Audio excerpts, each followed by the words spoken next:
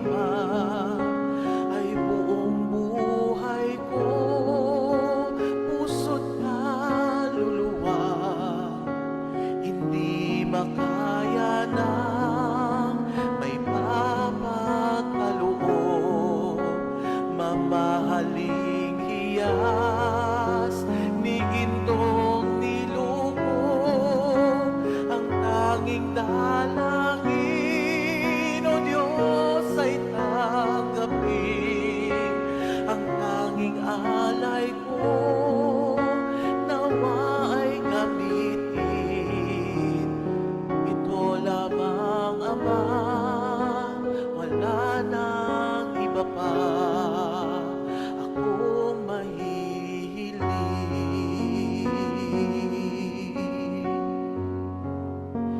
Di ko akalain na ako ay binigyang pansin. Ang taong tulad ko, di dapat mahalin.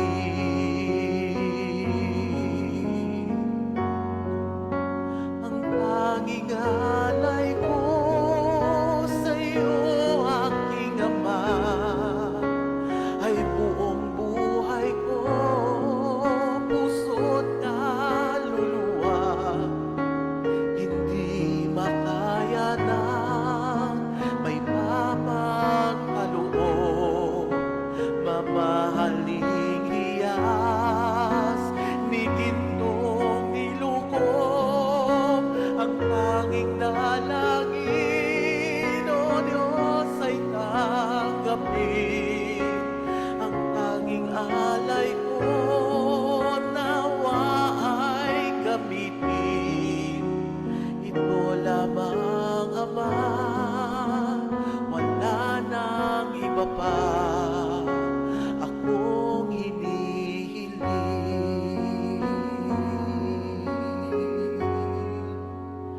Aking hinihintay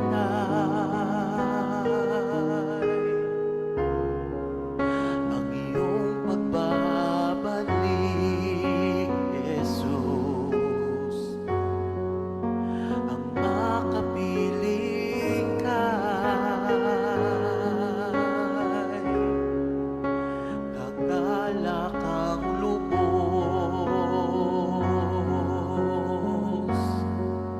Ang tanging alay ko sa'yo, aking Ama, ay buong buhay ko, puso't kaluluwa, hindi makaya na may papagkaloob. Mamahaling hiyas ni gintong nilukob, ang tanging dalangin, O Diyos, ay tanggapin. Ang tanging alay ko, nawa ay gamitin. Ito lamang, Ama, wala nang iba pa akong hinihiling.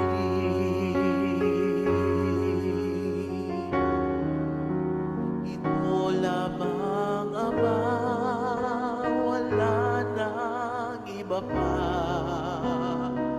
akong hinihiling.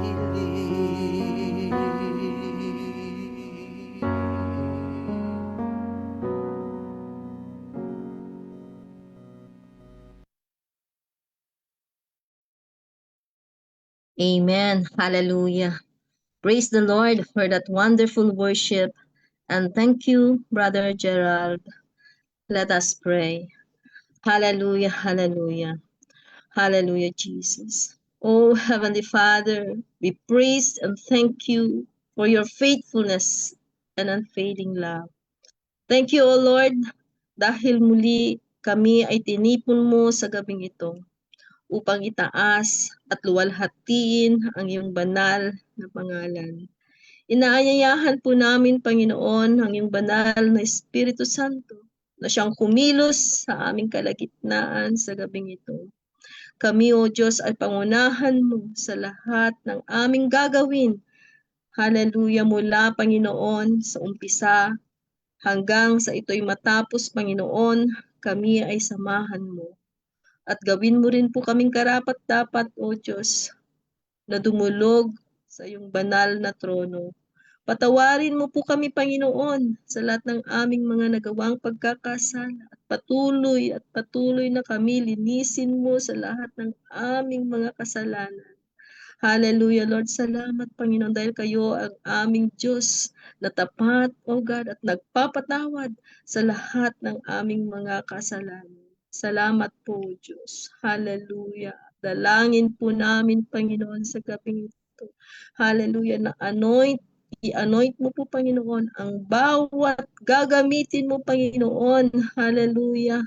Sa gabing ito, Lord God, mula, Panginoon, sa magbabasa, Panginoon, ng iyong salita, sa magbibigay, Panginoon, ng short exhortation, O Lord God, at maging sa mga mananalangin, O Lord God, mag-i-intercede, O Lord God, sa gabing ito, Lord, kaming lahat ay gamitin mo, Panginoon, sa ayon, Panginoon, sa iyong kalooban. Lord Jesus, we commit and entrust to you everything, O Lord God, acknowledging, O Lord God, that we cannot do anything apart from you, but through you, Jesus, who is within us, O God, we can do all things, Lord.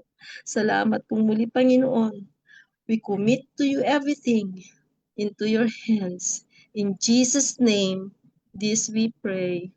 Amen. Hallelujah. Magandang gabi sa ating lahat, mga kapatid. Malugod ko po kayong wine-welcome sa gawain ito sa ating online prayer ministry. Lahat ng nasa Facebook Live at maging sa mga nasa loob ng Zoom, naway maranasan natin ang presensya ng Panginoon habang tayo ay sama-samang sumasamba at nagkakaisa bilang magkakapatid kay Kristo. Tulad ng sinasabi sa awit 133 verse 1, kay buti at kay lugod na ang magkakapatid ay nagsasamang may pagkakaisa. Pagpalain tayong lahat ng Panginoon. Sa gabing ito, mga kapatid, ating ipagpatuloy ang ating pagbabasa sa libro ng Lucas. At aking tinatawagan si Sister Letty Cabansoy na basahin sa atin ang Lucas Kapitulo 18.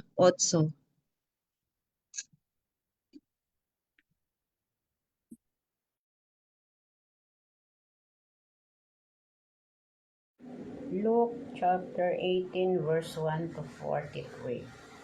Then Jesus told his disciples a parable, showed them that they should always pray and not give up. He said, a certain town there was a judge who neither feared God nor cared what people thought. And there was a widow in the town who kept coming to him with the plea, grant me justice against my adversary. For some time he refused, but finally he said to himself, even though I don't fear God or care what people think, yet because this widow keeps bothering me, I will see that she gets justice, so that she won't eventually come and attack me. And the Lord said, listen to what the unjust judge says, and will not God bring about justice for his chosen ones, who cried out to him day and night? Will he keep putting them off? I tell you, he will see that they get justice and quickly. However, when the Son of Man comes, will he find faith in the earth? To some who were confident on their own righteousness and looked down on everyone else, Jesus told his parable. Two men went up to the temple to pray, one a Pharisee, the other a tax collector. And the Pharisee stood by himself and prayed, God, I thank you that I am not like other people, robbers, evildoers, adulterers, and even like a tax collector. I fast twice a week and give a tenth of all I get. But the tax collector stood at a distance. He would not even look up to heaven, but beat his breast and said, God, have mercy on me, a sinner. I tell you that this man, rather than the other, went home justified before God. For all those who exalt themselves will be humbled, and those who humble themselves will be exalted. People were also bringing babies to Jesus for him to place his hand on them. When he saw this, they rebuked them. But Jesus called the children to him and said, Let the little children come to me and not hinder them, for the kingdom of God belongs to such as this. Truly I tell you, anyone who will not receive the kingdom of God like a little child will never enter it. A certain ruler asked him, Good teacher, what must I do to inherit eternal life? Why do you call me good? Jesus answered, No one is good except God alone. You know the commandments. You shall not commit adultery. You shall not murder. You shall not steal. You shall not give false testimony. Honor your father and mother. All this I have kept since I was a boy, he said. When Jesus heard this, he said to him, You still lack one thing. Sell everything you have and give to the poor, and you will have treasure in heaven. Then come, follow me. When he heard this, he became very sad because he was very wealthy. Jesus looked at him and said, How hard it is for a rich to enter the kingdom of God. Indeed, it is easier for a camel to go through the eyes of a needle than for someone who is rich to enter the kingdom of God. Those who heard this asked, Who then can be saved? Jesus replied, What is impossible with man is possible with God. Peter said to him, We have left all we had to follow you. Truly I tell you, Jesus said to them, No one has left home or wife or brothers or sisters or parents or children for the sake of the kingdom of God will fail to receive many times as much in this age and in the age to come eternal life. Jesus took the 12 aside and told them, We are going up to Jerusalem, and everything that is written by the prophets about the Son of Man will be fulfilled. He will be delivered over the Gentiles. They will mock him, insult him, and spit on him. They will flog him and kill him. On the third day, he will rise again. The disciples did not understand any of this. Its meaning was hidden from them, and they did not know what he was talking about. As Jesus approached Jericho, a blind man was sitting on the roadside begging. When he heard the crowd going by, he asked what was happening. They told him, Jesus of Nazareth passing by.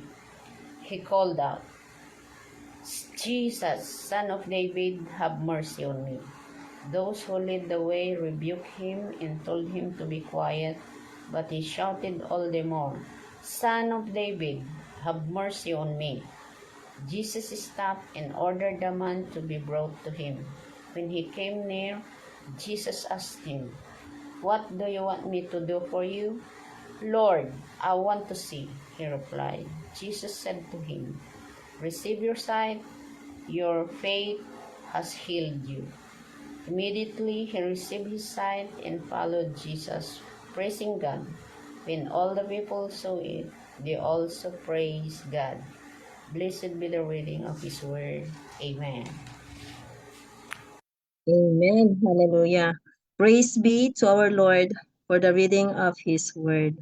And thank you, Sister Letty, for giving your time reading the Word for tonight. Hallelujah. My brothers and sisters, before we continue, may I ask everyone to prepare our hearts to receive God's Word tonight. May the Word that we hear tonight will teach us, rebuke us, correct us, and train us in righteousness. Amen. May I call on Sister Felina Mariano, an active youth alive leader of all the Gospel Church Pagdarawan, to give to us a short exhortation on Luke chapter 18 entitled, What Faith Can Do. Sister Felina. Pinagpalang gabi po sa ating lahat. This night, I will be sharing about the story of blind beggar found in Luke chapter 18, and I entitled this sharing with What Faith Can Do. Ano nga bang nagagawa ng pananampalataya?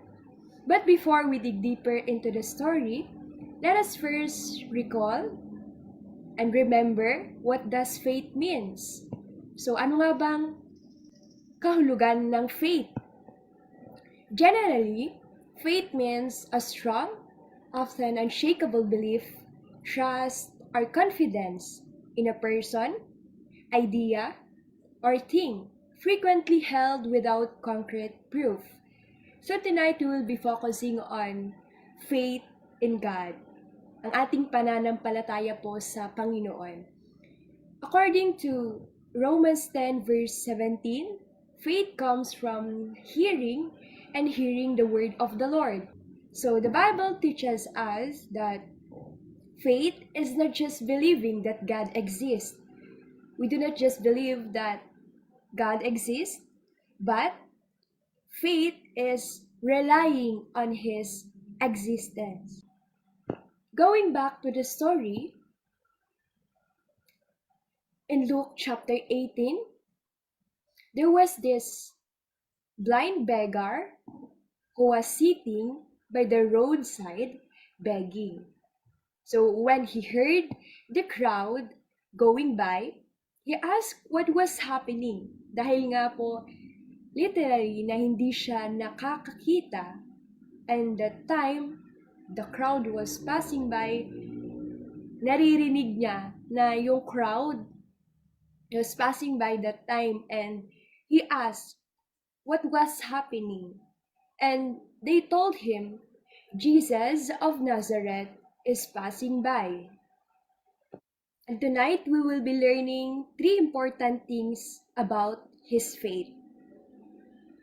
And point number 1, do you know that his faith brought him to Jesus? During those times, Jesus was just passing by at that place kung nasaan yung blind beggar. And when the blind beggar heard about it, without hesitation, in 38 says, he called out, Jesus, Son of David, have mercy on me. And those who led the way rebuked him and told him to be quiet. But guess what he did? He shouted all the more, Son of David, have mercy on me. And in verse 40 says, Jesus stopped and ordered the man to be brought to him. And during those times, Jesus was famous. Marami siyang pinapagaling, marami siyang mga miracles, and maybe this blind man just heard about him dahil nga hindi pa niya nakikita at hindi pa niya namimit personally. He just heard about Jesus. But you know that during that time, nung dumaan si Jesus, hindi niya pinalagpas yung moment na yon. But he took the opportunity to call on the name of Jesus, and even if pinipigilan siya ng crowd, pinapatahimik siya, the word says, he shouted all the more. Nagkaroon siya ng faith to this Jesus na literally hindi niya nakikita, hindi niya nakita, naririnig lang niya. But then because of his faith, the Lord Jesus heard him. He noticed him. And the amazing was, he had that personal and real encounter with the Lord Jesus. Looking at this blind beggar's faith, faith doesn't stay silent when a situation tries to shut you down. But faith recognizes who Jesus is and perseveres even in opposition. That even if these people want to stop him, want to shut him, he didn't stop. All the more that he shouted, all the more that he called on the name of the Lord Jesus, because he knows, he recognized that Jesus is not just an ordinary man. Nagkaroon siya ng pananampalataya. And just like in the story, your faith doesn't move God emotionally, but it aligns you with His compassion, so He acts. The Lord is good. The Lord is compassionate. The Lord is gracious. And really, when you call unto Him, when you call on the name of Jesus, He will listen to you. He will respond to your faith. And to our point number 2, do you know that his faith led him to experience a miracle? Before he encountered Jesus, he was that blind, begging. And when he met Jesus, what do you want me to do for you? The Lord told him, and he said, Lord, I want to see. Jesus said to him, receive your sight. Your faith has healed you. That moment that he encountered Jesus, that moment that he talked to Jesus, and the Lord Jesus asked him what he wants, this man received his miracle. This man received his sight because of his faith.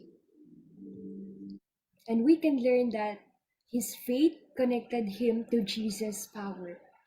Jesus was the source, but faith was the channel. He was able to receive his sight. He was able to receive that miracle because of his faith.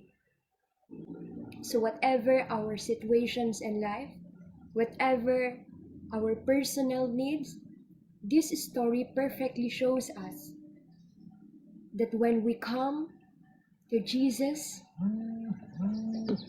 that when we call unto Jesus by faith, you will find that answer in Him.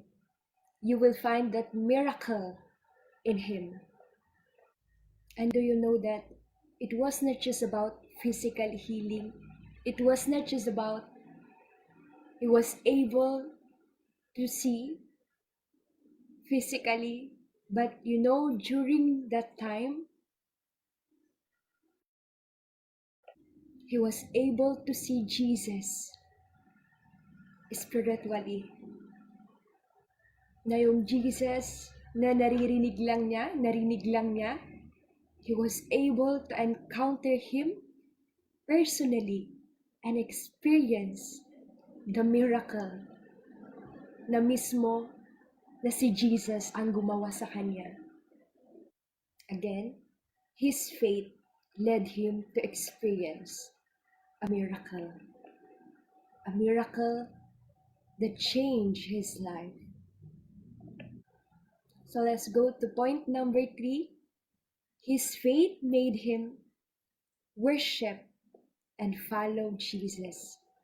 In verse 43, immediately he received his sight and followed Jesus, praising God. When all people saw it, they also praised God. Faith doesn't stop at getting what you need, just like in the story. The man didn't just walk away healed. He followed Jesus and praised God publicly. That praise then sparked praise in others.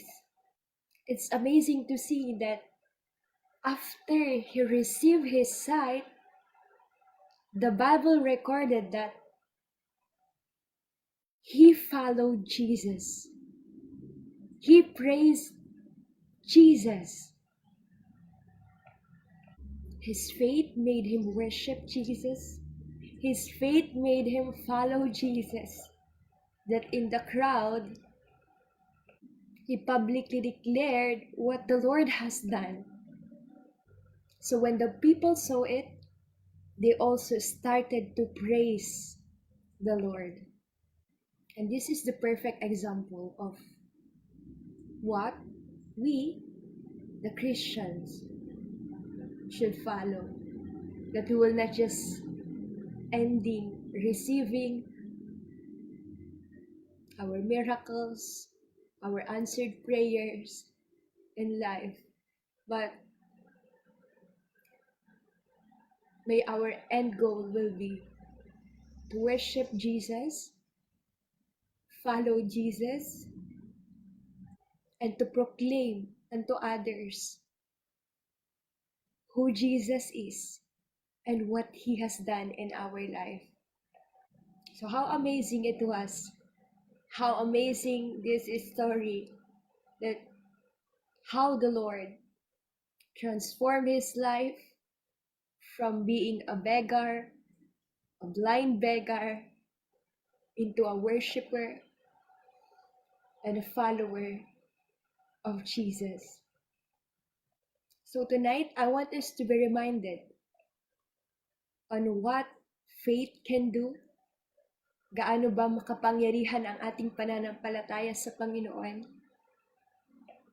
Just like the story of this blind beggar,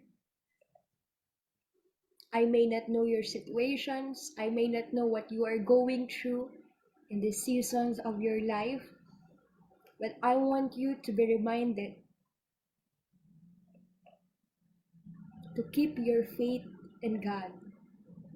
Above anything else in this world, pwede nating ingatan, let us remember to keep our faith in God.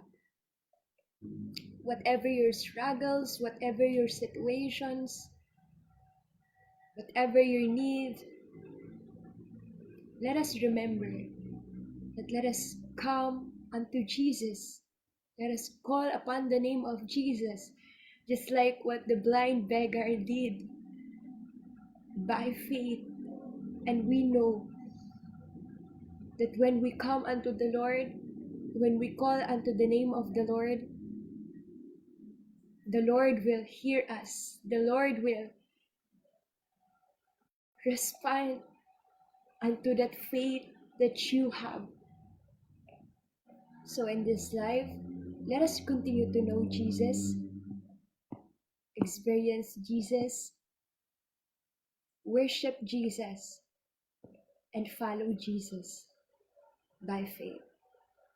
So once again, a blessed evening po sa ating lahat. I hope that na-encourage po tayo sa salita ng Panginoon sa gabing ito. So let us continue po to keep our faith. Yes, keep our faith in God. God bless po. Hallelujah. Praise the Lord for that very encouraging message from our dear sister, Felina. Truly, that faith is not merely believing that Jesus exists.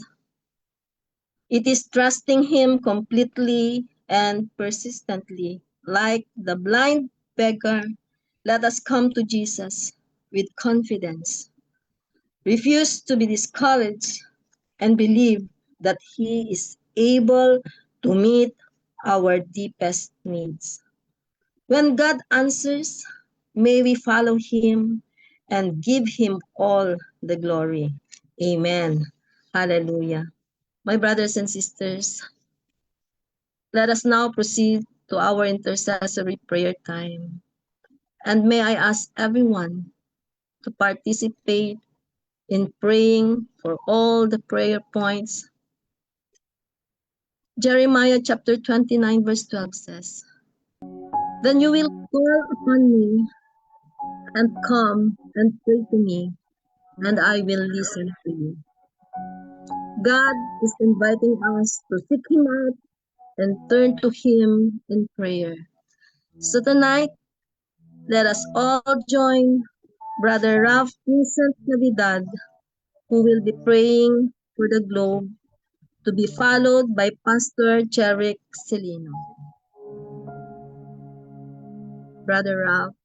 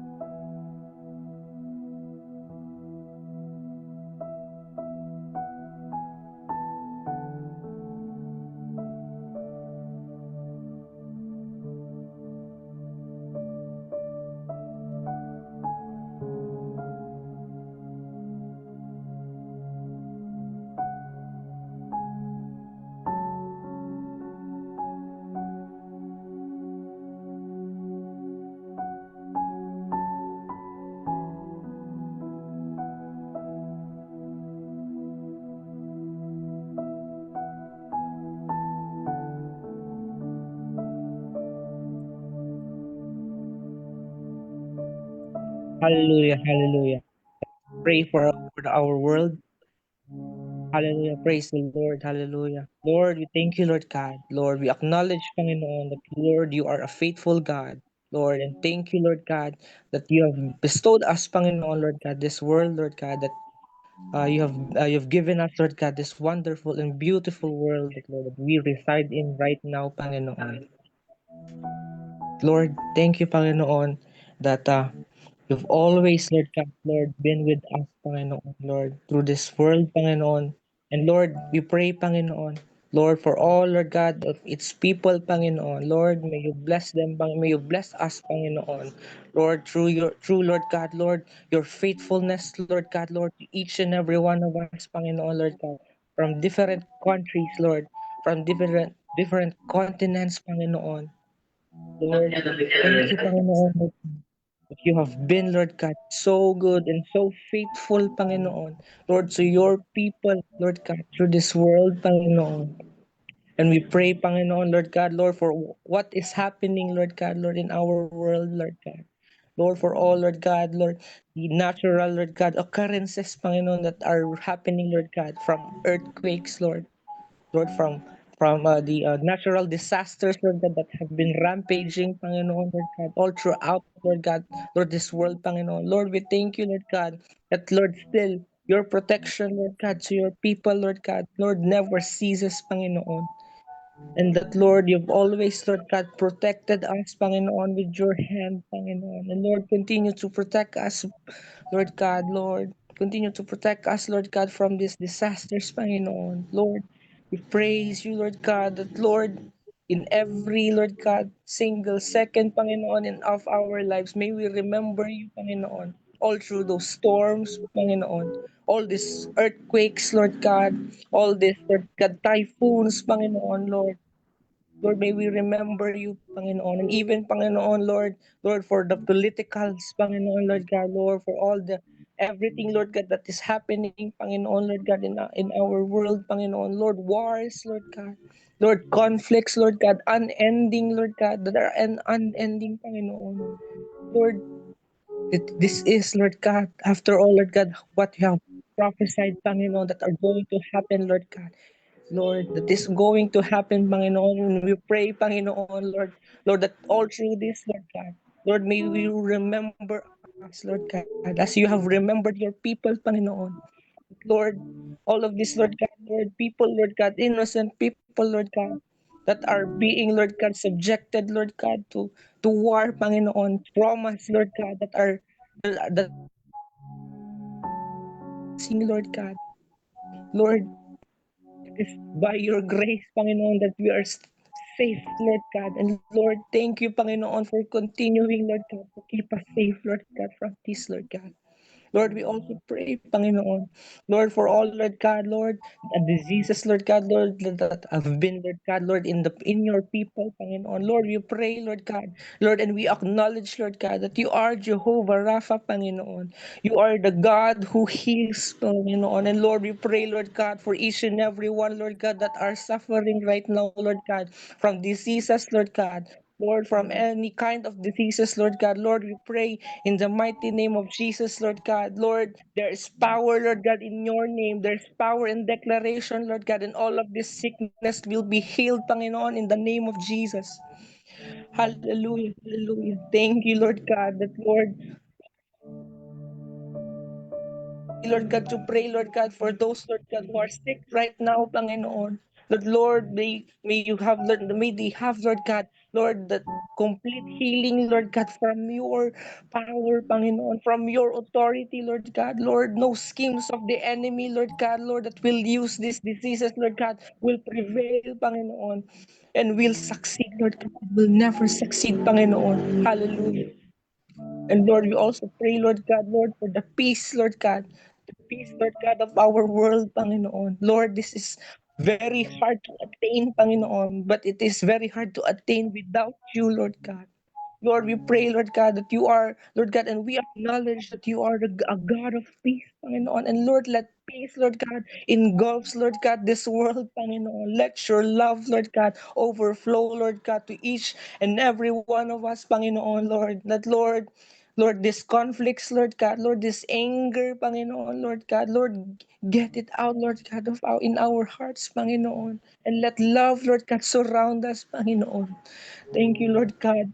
Lord, and we thank you, Lord God, for this opportunity to pray for our world, Panginoon. Lord, we thank you, Lord God, Lord, that you have been so faithful and you have been so good, Panginoon, to this world, Lord God. At Lord, that you have cared, Lord God, for this world, Lord God, as much as you have cared, Lord God, for your people, Panginoon. Thank you, Lord God. And Lord, we give you all the praises.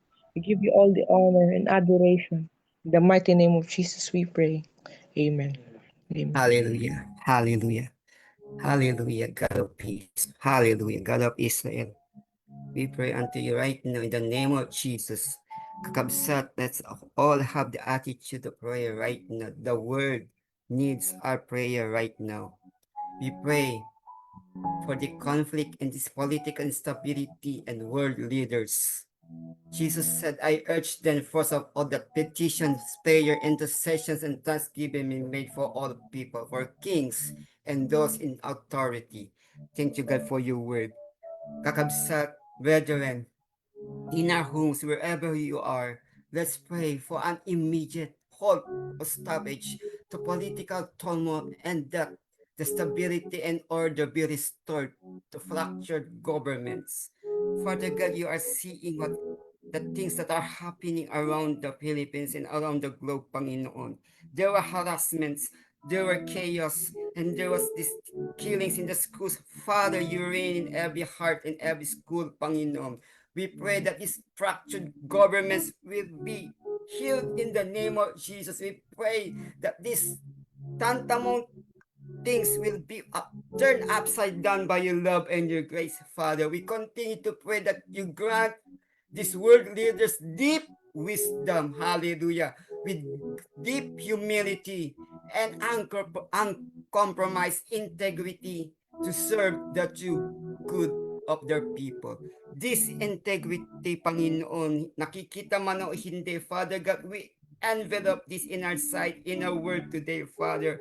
Whatever we are facing right now, we choose to pray like never before. Thank you, God, for granting these leaders, our political leaders, this righteousness and wisdom that comes from you, Lord God.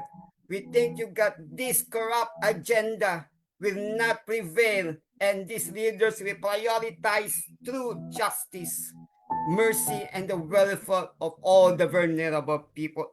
especially, Lord God, the young people nowadays.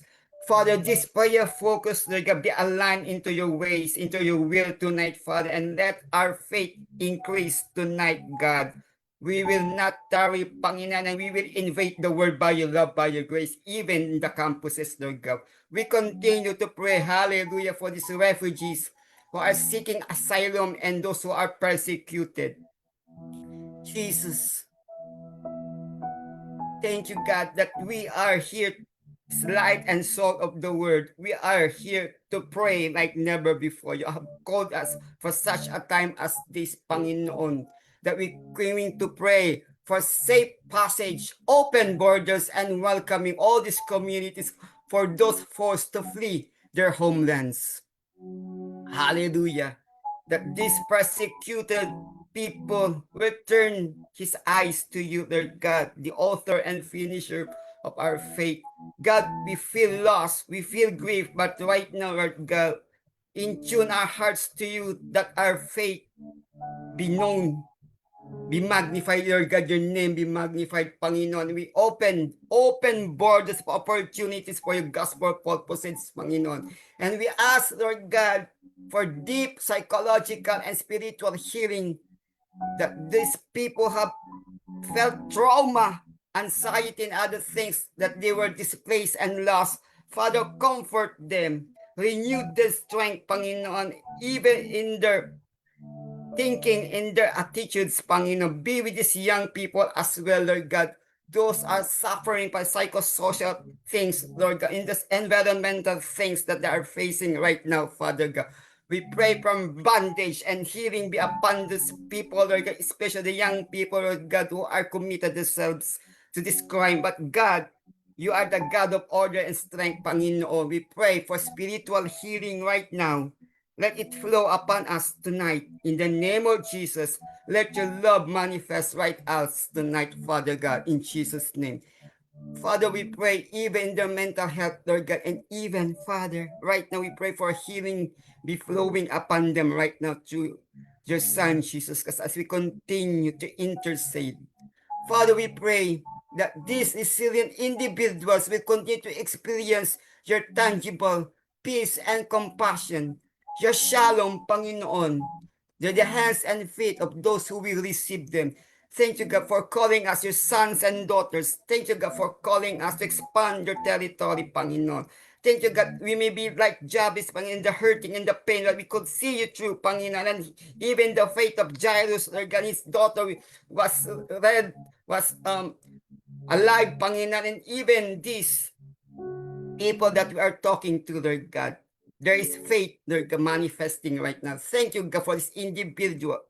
Thank you, God, for these tangible things and this peace, your shalom, Lord God, that's reigning in our homes, in our communities, in our campuses, Lord God, madaydayo ka, Panginoon. Lastly, we pray, kakabsat, for global peace and diplomacy in the name of our Lord Jesus. We raise your banner over our city. We raise your banner over our province. We raise your banner over our country, Panginoon. Sa iyo po ang Panginoon, aming syudad, ang aming kaprobinsyaan, Panginoon. We pray in the name of Jesus for nations to turn away from hostility, and we actively seek diplomatic solutions to historical divides. Father, manaig po ang diplomatic solutions, ang pag-uusap ng bawat parties, Lord God, sa lahat po ng dako ng archipelago namin, lalong-lalo na, Lord God, sa West Philippine Seas and other parties, Lord God, and even, Lord God, kung saan pumupunta aming Panginoon for this diplomatic ties, Lord God. He went to Japan and other places, but thank you, God, for these endeavors and other things that are set to place, Lord God. Thank you, God, that you are called us your peacemakers. Thank you, God, that you have called us your children. You say in your word, blessed are the peacemakers, for they will be called children of God. Hallelujah. And thank you, Jesus, that we can watch, we can be your watchmen. You say in your word, Lord God, the Lord watches over the foreigner and sustains the fatherless and the widow. You are the father to the fatherless, Panginoon. As we continue to pray in the mighty name of Jesus, that these nations to turn away from hostility and give, and they will actively seek diplomatic solutions, Lord God, as we call upon your name, Father God, and ask the Holy Spirit to move around, and we pray for this mutual respect and harmony to take place. To take root between conflicting nations. Father, pagod na po kami sa aming nakikita, naririnig, all the noise of the world, Panginoon. We want to be like Elijah, Panginoon, that he went to the cave and then he heard your still small voice, Panginoon. Thank you, God, that we can break down walls by your love, by your grace, Panginoon, and there will be no walls, and there will be no hatred, Panginoon, in our hearts that resides in our hearts right now. Father, forgiveness. Let forgiveness reign in young peoples. Let them reign, Lord God, just forgiveness, even the families that say, Lord God, na kayo po ang aming tanggulan, Panginoon. Kayo po ang aming lilim, Panginoon. We pray continually, Father God, for overwhelming grace to flood and saturate the earth. Let your peace, let your love saturate the earth, Panginoon, from north, south, east, and west, Panginoon, all parts of the globe, Panginoon, overflowing, Lord God, and allowing diverse cultures to live alongside one another in genuine peace. We also pray for genuine unity and peace to all nations as long as they continue to seek you, Lord God, as the personal Lord and Savior, Panginoon. Mapalad ang bansa na ikaw po ang aming pinipili, Panginoon. You reign in our hearts, you reign among our cities, Panginoon, and even in the 59 barangays, and even this LGU, Panginoon. Thank you, God, as we close, Father God, Lord God, you are. Let's all pray that He is the King of Kings and the Prince of Peace. We place the destiny of all nations into your hands, Lord God. We trust you and we hear you even in our online fellowship tonight. Father, let your kingdom come and let your will be done on earth as it is in heaven. We seal these prayers in the precious name, in the powerful name of Jesus. Abba, Father, in the name of Jesus. Amen and amen. Hallelujah. Amen and amen to that prayer. Hallelujah, Jesus. Hallelujah. My brothers and sisters, let us continue to devote ourselves in prayer. Before we pray for healing, let us pray for our own families. And I am giving everyone 2 minutes to pray for the needs of our family.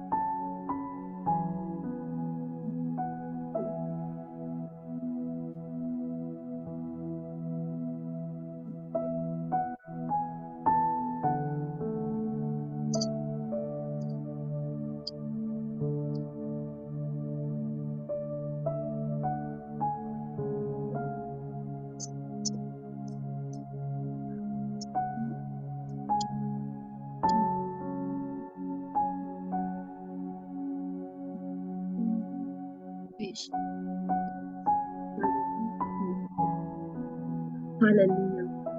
Thank you, Lord God, for hearing our prayers for our families. Hallelujah. Let us pray for healing. Hallelujah, Jesus. Hallelujah, Jesus. Heavenly Father, we come before you tonight, O God, asking for your healing hand upon those who are sick, O Lord, and suffering physically, mentally, and emotionally. Lord, we acknowledge that you are the great physician. As Jeremiah chapter 30 verse 17 says, but I will restore you to health and heal your wounds. Hallelujah.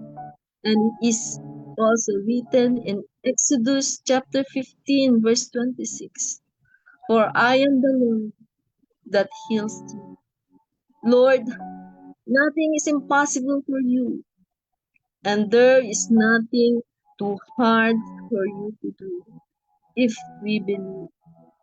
Panginoon, sa oras pong ito, dalangin po namin, O God, nabutin mo, Panginoon, ang aming mga kapamilya, mga kamag-anak, at mga mahal sa buhay. Maging ang aming mga kapatiran, Panginoon, na kasalukuyang humaharap ng matinding karamdaman sa kanilang mga pisikal na pangangatawan. Dalangin po namin, Panginoon, ang lahat ng may cancer, may CKD, O Lord God, or chronic kidney disease, maging ang mga nagda-dialysis, Panginoon, at maging ang may mga mataas na kolesterol, mataas ang uric acid, O God, at maging ang mga diabetic, O Lord God. Hipuin mo po silang lahat sa mga sandali ito at igawan, O God, ang kagalingan. Hallelujah, hallelujah. Maging ang lahat, Panginoon, na dumaranas ng depresyon, anxiety at ang mga nangungulila, Panginoon, sa kanilang mga mahal sa buhay. Abutin mo rin po sila, Panginoon, at bigyan ng kapayapaan, O God, sa kanilang mga puso at isipan. Lord, the peace that surpasses understanding, O God. Hallelujah. Kagalakan, O God, na nagbumula sa iyo. Ibigay mo din, Panginoon, for truly that the joy of the Lord is our strength. Hallelujah, Jesus. Thank you, Lord, for being our Jehovah Rapha, the God that healeth us. Maraming salamat po, Panginoon. We claim, O God, for your miraculous and divine healing in all aspects of our lives. In Jesus' name. Thank you, Jesus. Maraming salamat, Panginoon. Tunay ka ng napakabuti mo, Panginoon, sa amin. Kailanman, Panginoon, ay hindi ka nagkulang sa amin, hindi mo kami iniwan, O God. Hallelujah, sa kabila, Panginoon, ng maraming pagsubok, maraming kakulangan sa amin, Panginoon. Ikaw ay hindi nagkulang, Panginoon. Pagkus, Panginoon, ay patuloy at patuloy, Panginoon, na kami ay sinasamahan mo, Lord God, sa kabila ng mga karamdaman, O Lord God. Hallelujah, na aming mga nararanasan, Panginoon, sa araw-araw ng aming mga pamumuhay. Pagkus, Panginoon, ikaw, O Diyos, ay patuloy at patuloy, O Lord God, na nagpapalakas sa amin sa araw-araw, O Lord God, sa aming mga buhay upang kami ay patuloy, O Lord God, at patuloy na magtitiwala, Panginoon, at ihahayag, O Diyos, ang iyong kadakilaan, ang iyong kabutihan, Panginoon, sa aming mga buhay. Salamat, Panginoon, sa kagalingan, sa lahat ng aming mga karamdaman, Panginoon. Hallelujah, hallelujah. At Panginoon, sa aming pagtatapos, thank you, Lord God, for this time of prayer, fellowship, and seeking your presence. We are grateful, O Lord God, for your love, for your grace, and for your faithfulness towards us. May the words of God that we heard tonight will inspire us and be our guide to move on and to have a deeper relationship with you. Salamat, Panginoon, sa kasagutan sa aming mga panalangin sa gabi ito. At salamat, O Diyos, dahil ikaw ang siyang aming naging gabay mula sa simula hanggang sa mga sandaling ito. At sa aming pansamantalang paghiwa-hiwalay, nawa ang iyong presensya, Panginoon, ang siyang aming patuloy na madama at maging sa aming pamamahinga. Ikaw pa rin, O Diyos, ang siyang aming makakasama. Patuloy na pagpalain mo, Panginoon, ang bawat isa na nakibahagi sa iyong gawain sa gabi ito. My brothers and sisters, I will close this prayer quoting 1 Thessalonians chapter 5, verse 23. May God Himself, the God of peace, sanctify you through and through. May your Holy Spirit, soul, and body be kept blameless at the coming of our Lord Jesus Christ. Amen. Hallelujah. This we pray in the name of the Father, and of the Son, and of the Holy Spirit. Amen and amen. Hallelujah. Thank you once again, my brothers and sisters, for joining us tonight. Magkita-kita tayo ulit sa susunod na Webes. God bless us all.